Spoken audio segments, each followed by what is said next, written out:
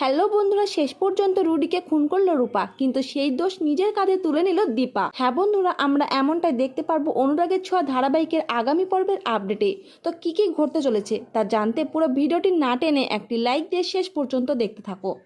আমরা গল্পের প্রথমেই দেখতে পাই রুডি রূপার দিকে ধেয়ে আসতে থাকে রূপার ইজ্জত নষ্ট করার জন্য। আর এইদিকে রূপা পুরো শরীরে আঘাতের চিহ্ন নিয়ে কাঁদতে কাঁদতে রুডিকে বলে, আর এক পা এগোলে শেষ করে দিব তোকে। তবুও রুডি রূপার কোনো কথা না শুনেই রূপার দিকে আবারও এগিয়ে আসে। আর তখনই রূপা চিৎকার করে তার মা দীপাকে ডাকতে থাকে। তখন রুডি রূপাকে বলে, তোর মা এখানে নেই, তাই আজ আমার হাত থেকে কেউ বাঁচাতে পারবে না তোকে। তবে তোকে আমি বিয়ে করতে চেয়েছিলাম, কিন্তু আমার কপালে জুটেছে ওই বোকা সোনা।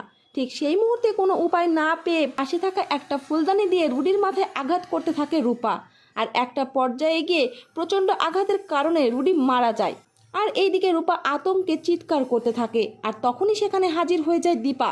তখন রূপা কান্না করতে করতে বলে, মা, আমি রুডিকে মেরে ফেলেছি, এমনকি আমি সোনাকে বিধবা করে দিলাম, এখন আমার ফাঁসি হবে। তবে দীপা রূপাকে বাঁচাতে সব দোষ নিজের কাঁধে নিয়ে নেয় আর বলে, তোর কিচ্ছু হবে না রূপা, আমি আছি তো।